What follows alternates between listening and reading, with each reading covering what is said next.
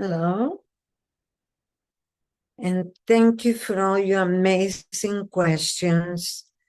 Um, we have grown so far. This has been something I've been wanting to do for so long, this podcast. We run into these ideas in our head of, oh, but how it's going to be done, why, you know, we question ourselves. I think the biggest thing for us is the fact, sorry, I was sitting on my shirt and it's a little uncomfortable.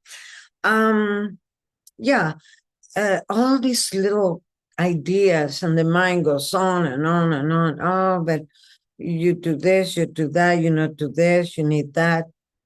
Just go ahead and do things, because it's not ours.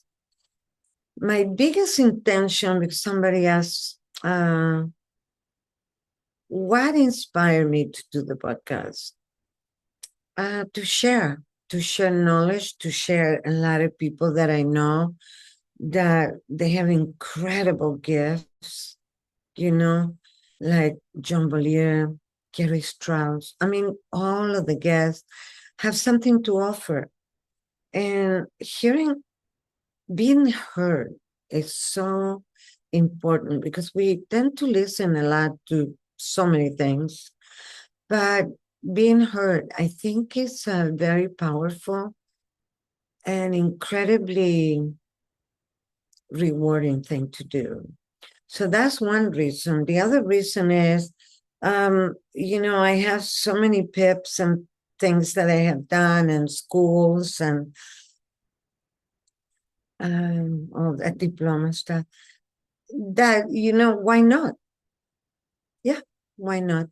And people are loving it. And we're having a lot of success and a lot of care from a lot of people. Something started to talk. Yeah, the other thing is people are curious about my upbringing. And yeah, my mother had a nana that, raised her and some of her siblings. And she was a Credo Indian from the Peruvian Andes and mixed with Mapuche, which is another tribe from the south of Chile. And she lived up there, and basically that group of women, they were matriarchy, elephant like, and my mother gave it me to her at 8 months old. This is going to be turned off because it's annoying. Yeah, we do make mistakes, things go on, and you're fine, just keep doing what you do. So, yeah, this was really interesting upbringing because I was a little kid, no Nikes, no toys, which is fine because I didn't know I needed. Um, grew up with nature, grew up in the high mountains, and her man was a sure. And shures are shapeshifters in the jungle in Amazon. And it was a really interesting contrast because these women, though they had kids and all that, it was no men living in the community. It was just women. And so I learned not only the shapeshifters and how to change things. Now, if you think about it, we shapeshift all the time. I am not looking, you're not looking like when you were born or when you were a little kid or when you were a teenager or what, we shapeshift. Not only in physicality, but we shapeshift also in our way of thinking, in the way we grow, in the way we manifest things now, the way we eat, with the way we dress, uh, and all continuously to change, hopefully, because that's growth and evolution. And it's no negotiation with that with life. Hard things are hard, simple things are simple, happy things are happy. And it's all part of that, right? we guarantee that change is so important for growth. Not always feels great, but it's all about how we perceive it and take it. So that is the part where I grew up, and I grew up, with the stars, with with plants, with community. That was huge for us. Community, so big. And I miss it a little bit because people are so fast nowadays, everywhere. And I like the community, that's still in small places in the world, parts of Japan and Indonesia and all that. It's so many places where you still can walk everywhere and, gather, either grow your food or go to the farmer's market. And I remember that because we grew everything. It's a lot of quinoa. In many, many different kinds of potatoes, because in Peru is huge for that. We had no electric, we had no running water, and all of that we don't really tend to appreciate in a day-to-day basis because it's so available, right?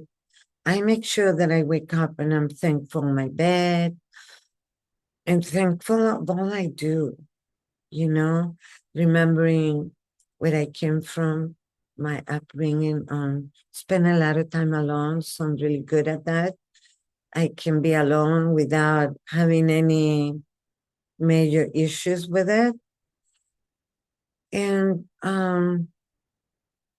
beautiful life, simplicity.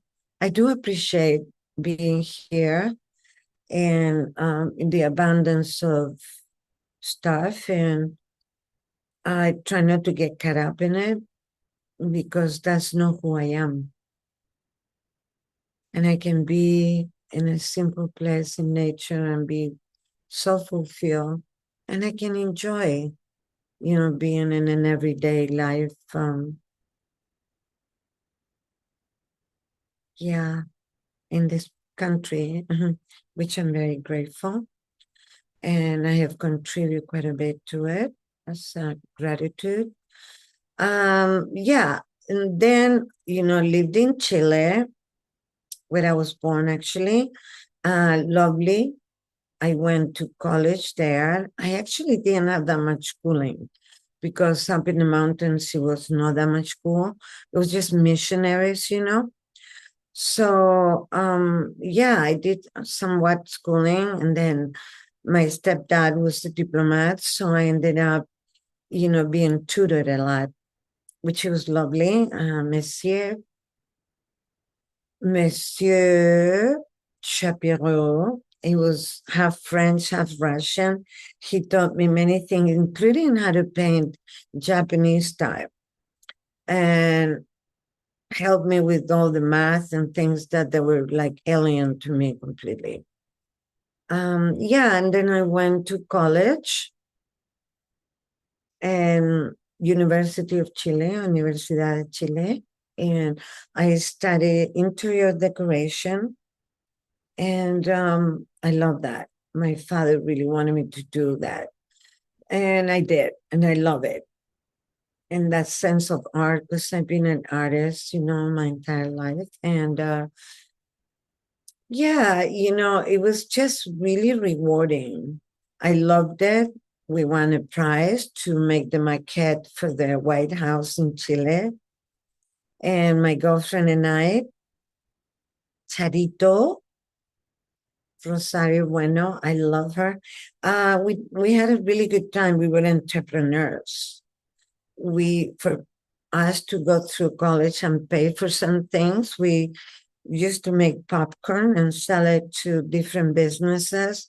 We did it at home, only with a pot. We didn't have a popcorn thing. Yeah, and it's been my entire life, this journey of discoveries, but always connected to nature. Nature for me, it's like my safe place, everything. I love it. Yeah, it's the healer, it's everything. And I'm so grateful for her. So that was another little part. My father sent me to the US to study when Pinochet came out as leader, because in the art schools and the colleges, it was kind of revolution there. So I came to the US to study. I was in Miami and I did pretty well. I worked there. Couldn't speak very much English, which was very funny for me working that, not much knowledge in the language, but my English didn't match actually the English here. And I learned how to speak Russian with Monsieur Chapiron because he was half Russian. And I went into the US at the United Nations, UN, to be a simultaneous translator for United Nations for a little bit. And I couldn't really handle the politics too much. So I decided that that wasn't for me, and I continued with my art.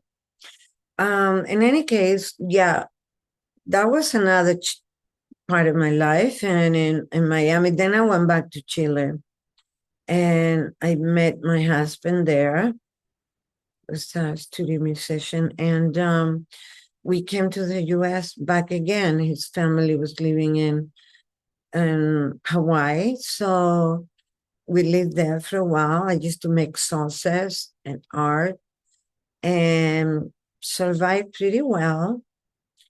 And then we went back to Miami. And when I was there, I got fascinated with the makeup industry for commercials and such. I love the mimes in Chile. I thought, oh, Marcel Marceau changing himself with all these different looks,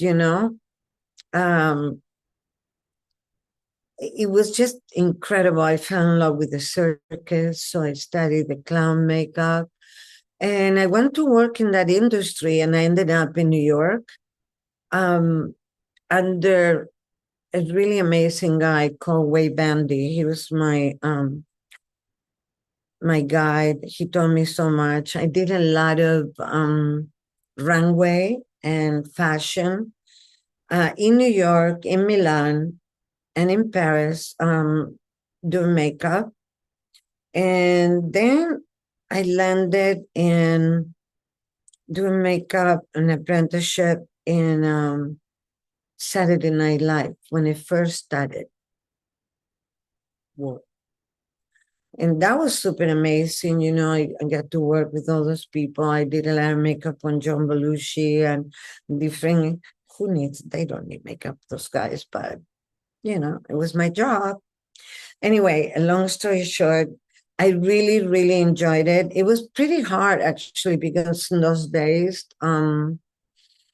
it was no females that much in the industry. So it was men ridden. But I was an examiner for the Union 798, and I was an instructor. So I'm like, you know what? If I can do that, I can be accepted. So I found myself my way into that, and I got accepted, and I still have that union because it was such a accomplishment and achievement for me. And I set myself into doing shows. I did theater too. I did The King and I with Drew Brenner. That was fascinating. It was like playing with friends, all that, the wigs, the sets, the clothing. Oh my goodness. How wonderful. And I've been very lucky to work with people that they were huge stars, like Lucille Ball, like, oh my goodness, Barbara Streisand in Prince of Tides. And creating these characters, because that kind of makeup is not counter makeup like when you go to, Bloomingdale's or whatever, counter makeup or Sephora or none of that. It's more of a character. You got to fit the looks to the script. And especially in theater, it's fast. You don't have another take. You can edit.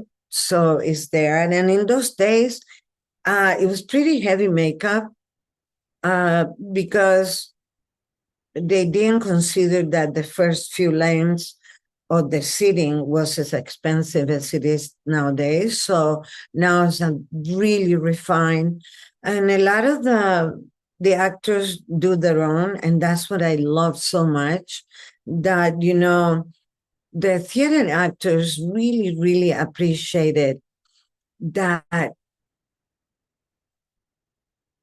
the makeup actually was a transformation for them and a tool for them to become that character.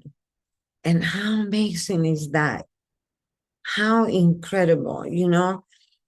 I think it's magical because I love stories, I love cartoons, I love all that. And those transformations, you know, I have worked in The Grinch with an amazing Rick Baker. He's 5 times Oscar winner. And I was so, so delighted and felt so lucky. You know, I remember walking in the set one day and going, whoa, I made it. I'm working with the biggest artists in the world, with the director, Ron Howard, in a story that has empowered and made fantasy for so many, right? Like The Grinch. Unbelievable, all those prosthetics. I did work with Rick, you know, a little bit in American Werewolf in London. He did Greystoke, Batman's. I work on those with Vimeo and him. AI, the movie with Jude Law and all that huge, amazing movies. So much fantasy, so much skill, so wonderful. Planet of the Apes. I was so lucky. Tony G allowed me to work. You know, she was the department head for the Grinch, and she really was so kind to trust that I can do something there. My partner was Sultan Elec, which won an Oscar for The Elephant Man. So, wow, you know, wow, a girl that grew up in the mountains of Peru, speaking Quechua, um, counting on the stars and feeling, you know, the magic world of nature. You know, we all can. We all can. Just take that leap. Not always feels like, oh, wow, it's amazing. Or we have this idea because we have constructs before that, you know,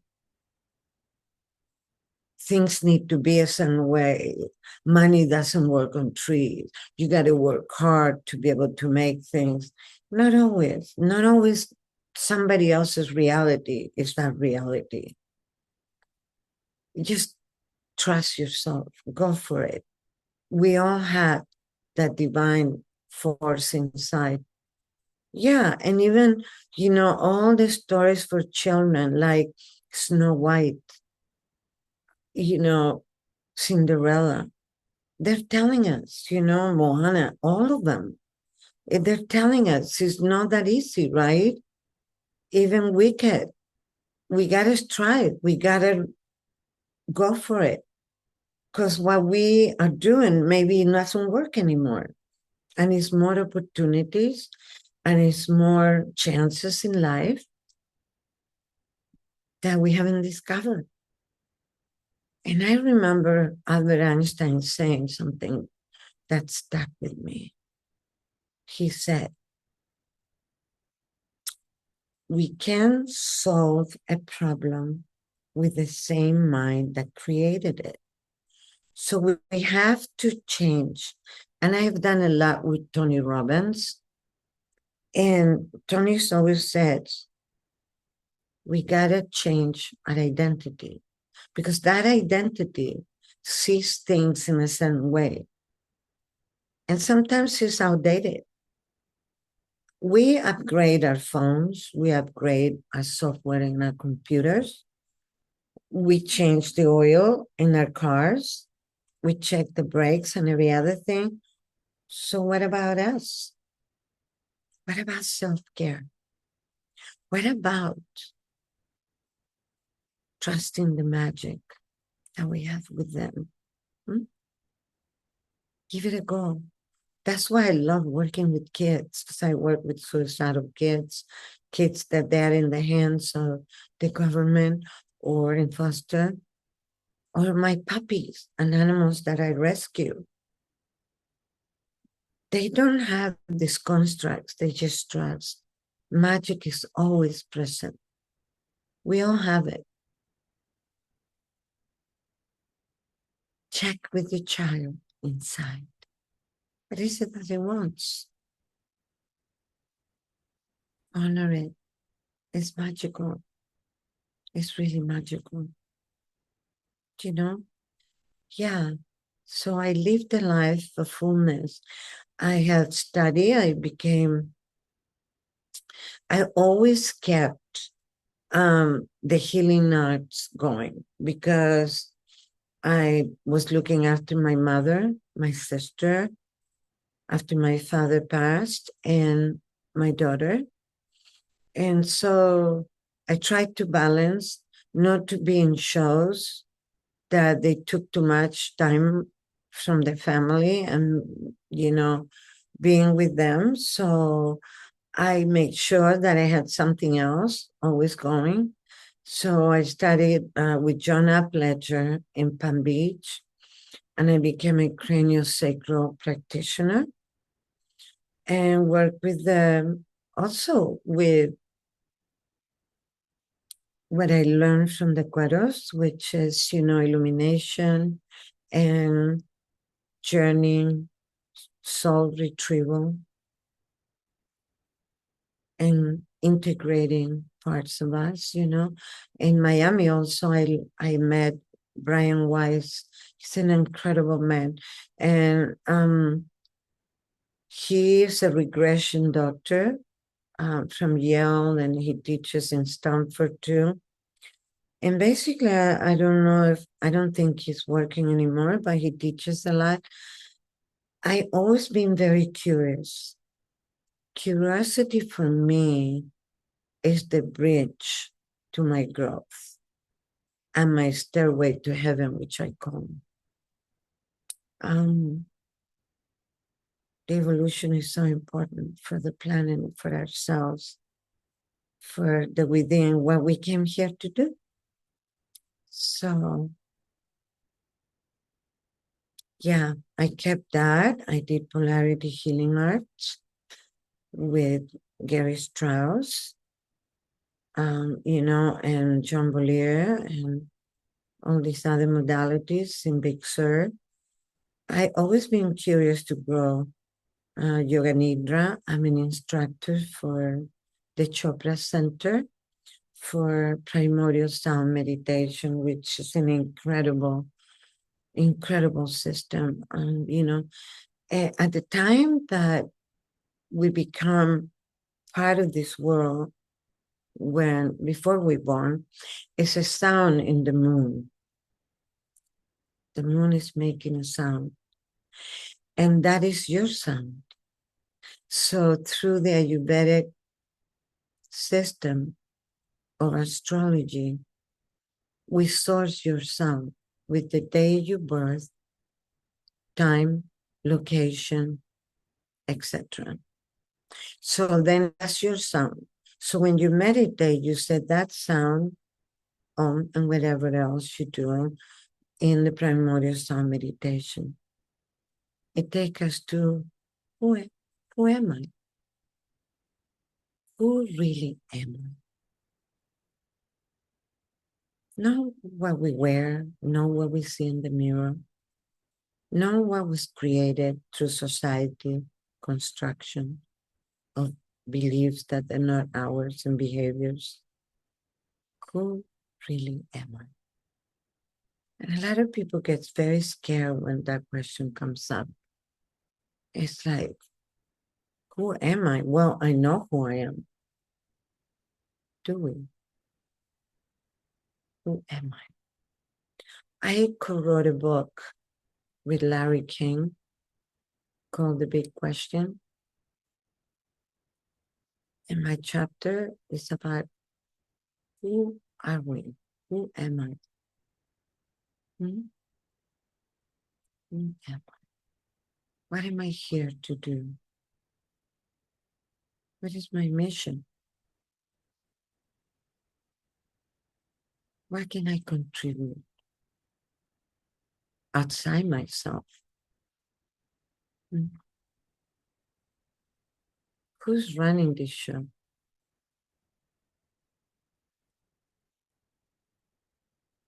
Is this our reality? Or is it created from the outside?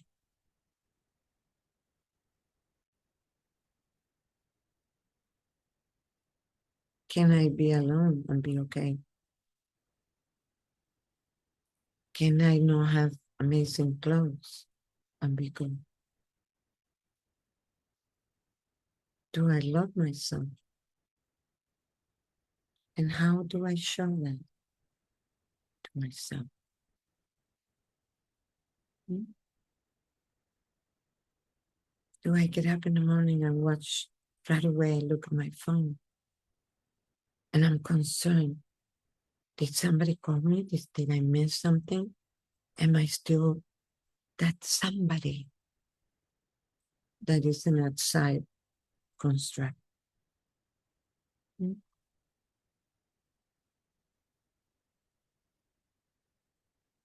Am I grateful for the little bit of food or a lot of food? Do I eat it very quick? Do I eat it when I'm walking? Do I eat it when I'm driving? Do I absorb the value?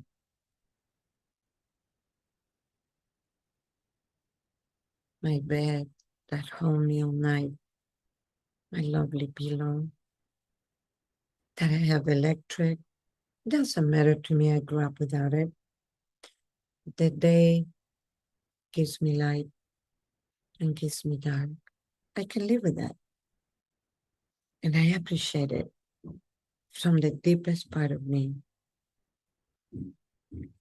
Oh, and it's amazing how I can, have food. How can I, see? I can walk. That my heart has been all night, all day since I was born beating. That my blood goes everywhere every day.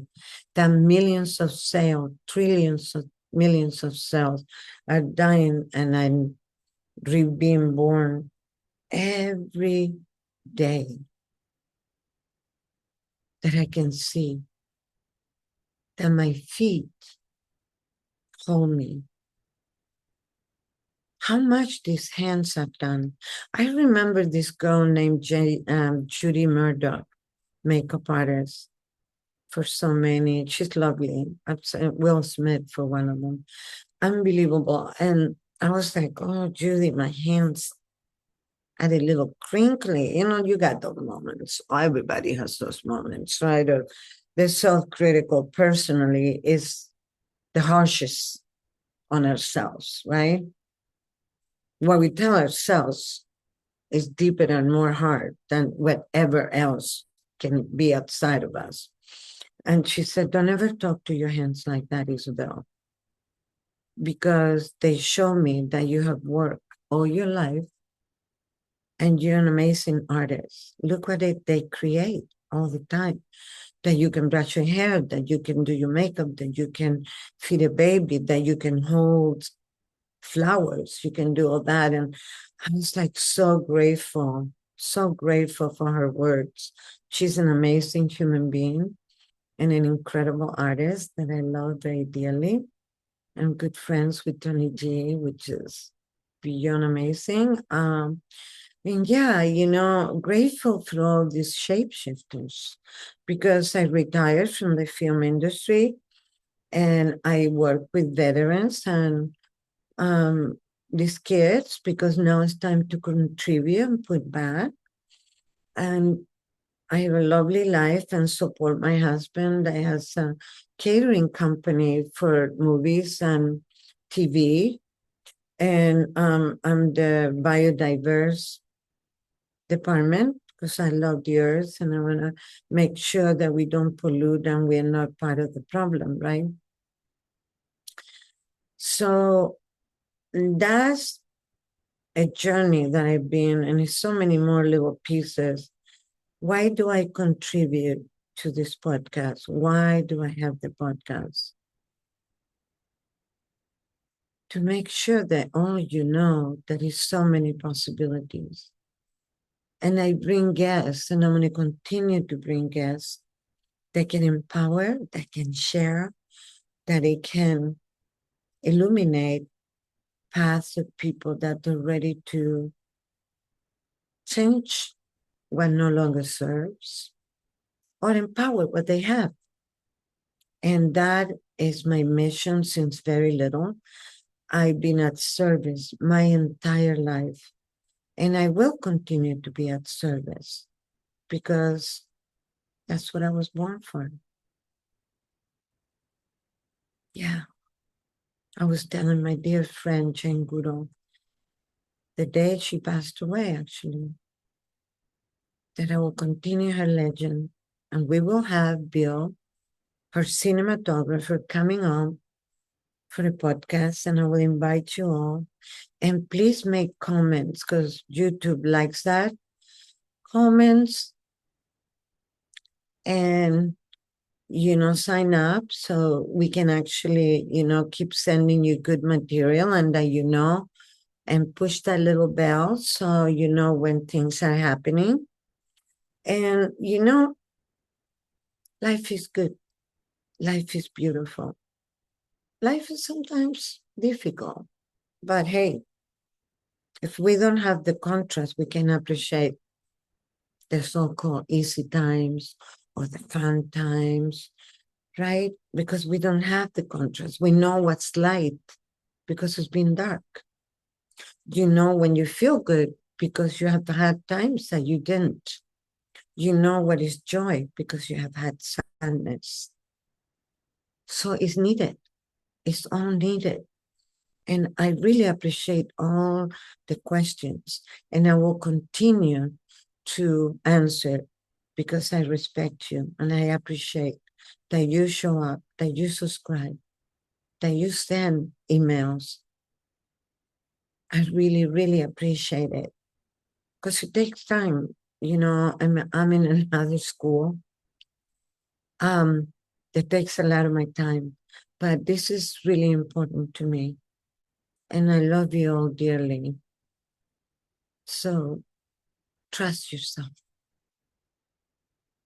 Yeah. Because within those walls is something unique. It's something that nothing can hurt it. And that's your true self. And with much love, I'm going to move out of this podcast right now and subscribe like you do and press the little bell. Much love to all of you.